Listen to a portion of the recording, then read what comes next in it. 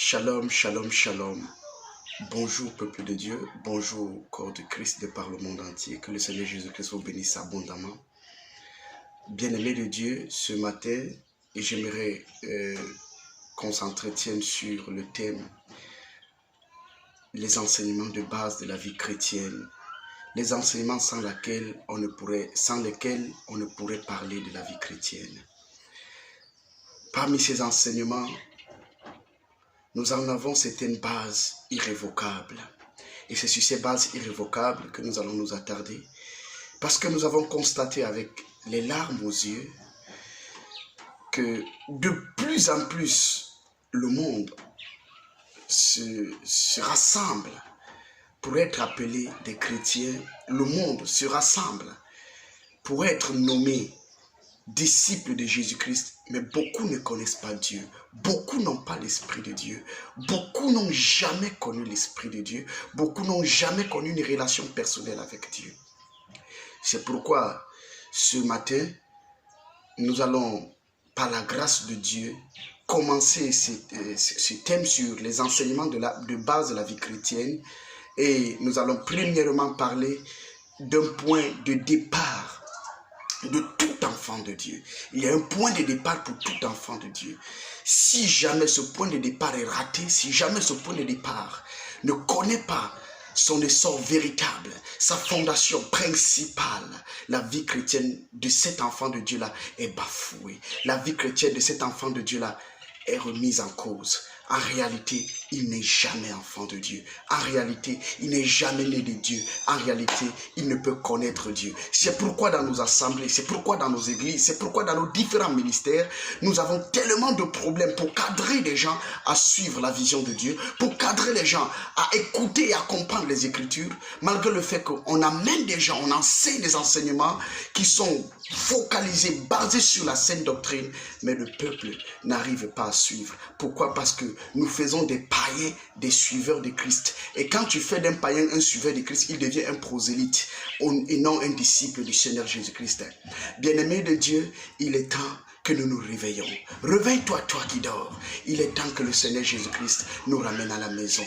Ce n'est pas seulement par moi. Moi, je suis le serviteur, le pasteur Luc, depuis le Cameroun. Bien-aimé de Dieu, c'est pas seulement moi, il y a beaucoup de personnes qui sont l'alarme sur l'enlèvement du Seigneur, qui certainement revient très très bientôt, bien-aimés de Dieu. Nous avons besoin de nous lever dans le corps de Christ pour ramener la sainte doctrine, pour faire hisser le langage céleste dans le monde, dans le milieu chrétien. Premièrement, en commençant par évangéliser les évangéliques, bien-aimés de Dieu, en ramenant la parole de Dieu dans sa base véritable et dans sa fondation principale. Parce que la fondation de la parole de Dieu est en train de perdre son sens et avait perdu son sens depuis longtemps dans ce que nous appelons le corps de Christ de façon globale. Bien-aimés de Dieu, ce matin, nous allons commencer notre enseignement et nous ne pouvons commencer cet enseignement sans inviter l'enseignant par excellence, l'orateur principal. Nous allons inviter cet orateur principal qui va nous entretenir sur le thème, le premier sous-thème du grand thème, les enseignements de base de la vie chrétienne. Le premier sous-thème dont nous allons parler aujourd'hui, ce matin, nous allons aborder ce matin, c'est la nouvelle naissance. Alors, nous allons inviter l'orateur principal, celui qui connaît tous les mystères, le mystérieux des mystérieux, le roi qui a l'amabilité d'expliquer la parole de Dieu au-dessus de toute capacité humaine, celui-là qui, lorsqu'il explique la parole de Dieu, le monde se plie, les anges se plient, les chérubins se plient. Lui, il s'appelle le Saint-Esprit. Alors, nous allons l'inviter tout à l'heure. Invitons-le ensemble. Seigneur Jésus-Christ, béni sois-tu, Seigneur, parce que dans ta grâce immense et dans ton amour véritable, tu as voulu que nous, les humains, nous puissions participer à tes plans éternels, si purs, si saints, dont nous ne méritions jamais hier, mais tu nous as accordé ta grâce, ô Jésus. En ce moment, nous sommes au-devant de toi. Seigneur, nous voulons que tu nous enseignes tel que tu l'as prévu. C'est dans le livre de Jean, en disant, le Saint-Esprit, l'Esprit de vérité, lorsqu'il sera venu, il vous conduira dans toute la vérité. Seigneur, Nous avons besoin de toi en ce moment, afin que tu nous enseignes selon toute la vérité dont nous avons besoin de connaître sur les enseignements de base de la vie chrétienne. Seigneur, pas seulement le peuple du Cameroun, pas seulement le peuple de l'Afrique, pas seulement le peuple de l'Europe, pas seulement le peuple de l'Amérique, pas seulement le peuple de l'Océanie, Seigneur, de l'Antarctique et partout ailleurs encore, de l'Asie également. Seigneur Jésus-Christ, nous avons besoin de toi, Yahweh. Toi, tu as dit, mon peuple périt faute de connaissance. Seigneur, nous ne voulons pas que la chair parle en ce moment. Nous voulons que toi-même tu nous enseignes. Nous voulons que toi-même tu nous conduises dans la profondeur de ta parole, dans la profondeur de ton enseignement. Et que tu fasses comprendre ta parole à chacun de ceux qui écoutent, Seigneur, ce message venant de toi, Yahweh. À chacun qui écoutera cet enseignement, Seigneur, même une parcelle de cet enseignement. Oh Jésus-Christ. Maintenant que nous allons aborder la nouvelle naissance, première partie, dans le grand thème des enseignements de base de la vie chrétienne. Seigneur Jésus-Christ, enseigne-nous. Seigneur Jésus-Christ, conduis-nous. Seigneur Jésus-Christ, viens prendre le total contrôle de nos vies. Car nous ne méritons même pas être au-devant de toi, ni à tes côtés, ni être appelés enfants de Dieu, par nos fautes, par nos crimes. Seigneur Jésus-Christ, nous t'avons offensé, avant même que tu ne meures à la croix. Jésus, même après ta mort à la croix, nous t'avons toujours offensé, mais dans ton amour immense, tu as trouvé une miséricorde si profonde pour expier nos péchés. Gloire, honneur te soit rendu, agneau de Dieu, toi qui ôtes le péché du monde. Gloire, honneur te soit rendu, véritable des véritables. Gloire, honneur te soit rendu, justice, toi qui t'appelles le juste. Gloire, honneur te soit rendu, Yehoshua HaMashiach. Gloire, honneur te soit rendu, Seigneur, toi qui es assis au-dessus de tout trône. Gloire, honneur te soit rendu, Seigneur Jésus-Christ, toi qui règnes et qui vis. Seigneur, en ce moment, nous avons besoin de toi. Fais ton entrée triomphale, roi de gloire. Enseignant excellent, fais ton entrée triomphale pour nous enseigner. Fais ton entrée triomphale pour nous conduire dans la vérité. Fais ton entrée triomphale, Seigneur. Nous avons besoin de toi, Seigneur, une fois de plus, Seigneur, en ce moment. Nous avons besoin de toi, c'est dans cette nation. Nous avons besoin de toi, Seigneur, au Koweït. Nous avons besoin de toi aux États-Unis. Nous avons besoin de toi en Suisse. Nous avons besoin de toi en Côte d'Ivoire, au Togo, au Congo, au Bénin. Nous avons besoin de toi, Seigneur, à Lumumbashi. Nous avons besoin de toi, Seigneur, au Gabon. Nous avons besoin de toi, Seigneur, en Égypte, en Érythrée. Nous avons besoin de toi, Yahweh, au Libéria, en Libye, au Koweït, Seigneur, au Yémen. Nous avons besoin de toi, Seigneur Jésus-Christ, Père. Au Vietnam, nous avons besoin de toi, Seigneur, au Pakistan. Seigneur, au Kazakhstan, Seigneur, nous avons besoin de toi, Yahweh. Viens prendre la première place, oh Dieu de gloire. Seigneur, viens prendre la première place en Chine, prendre la première place au Japon, en Inde, prendre la première place en ce moment. Et enseigne ton peuple, Seigneur, et apprête ton peuple, Seigneur, pour l'enlèvement, ce jour glorieux. Seigneur, où tu reviendras, Seigneur, dans ta gloire suprême, dans ta gloire, Seigneur, inexprimable, par les paroles humaines, Seigneur Dieu de gloire. Seigneur, prends la première place. Oh, porte élevez vos linteaux, que le roi de gloire fasse son entrée triomphale dans nos vies pour nous enseigner, dans nos cœurs pour ramollir nos cœurs et nous ramener à lui. Seigneur, nous te supplions, Père, ne laisse personne qui, après avoir écouté ces enseignements de base de la vie chrétienne, être le même, être la même. Seigneur, s'il te plaît, apprête ton peuple. Apprête ton peuple, Seigneur. À toi nous sommes. Prends la première place, Seigneur. Que toute la gloire, l'honneur te soit rendue. Que toute la gloire, l'honneur te soit rendue. Parce que tu es digne, parce que tu es glorieux, parce que c'est toi qui es le véritable. Tu mérites l'adoration, tu mérites les acclamations. Tu mérites, Seigneur, d'être accueilli comme ce roi de gloire. Qui mérite, Seigneur, oh Dieu de gloire, l'accueil, Seigneur suprême. Que toute la gloire, l'honneur te soit rendue. Au nom puissant de Jésus-Christ de Nazareth, nous avons prié. Amen. Bien-aimés de Dieu, nous avons annoncé le thème. Notre grand thème, c'est les enseignements de base de la vie chrétienne. Et dans les enseignements de base de la vie chrétienne, nous allons enseigner sur, premièrement, la nouvelle naissance. Et aujourd'hui, nous parlons de la nouvelle naissance, première partie. Bien-aimé de Dieu, installe-toi bien. Que tu sois né de nouveau ou que tu ne sois pas né de nouveau, je t'assure, par la grâce de Dieu, il y a l'immensité de la connaissance dans le Saint-Esprit. Si je peux t'assurer de moi-même, j'échouerai car je n'ai rien, ni de connaissance, ni d'âge, ni d'expérience. Mais le Seigneur Jésus-Christ, le Saint-Esprit, celui qui s'appelle éternel et qui a pour âge l'éternité, lui, il a toute expérience qui a besoin de t'être donné. Alors maintenant, en ce moment, dispose ton cœur, dispose ton âme, dispose ton être, dispose tout ce que tu es, dispose tout ce que tu auras pour écouter cet enseignement jusqu'à la fin. Que le Seigneur Jésus-Christ te bénisse abondamment. Shalom, shalom, shalom. Alléluia, bien-aimés de Dieu. Nous ouvrons nos Bibles dans le livre de Jean chapitre 3 rapidement.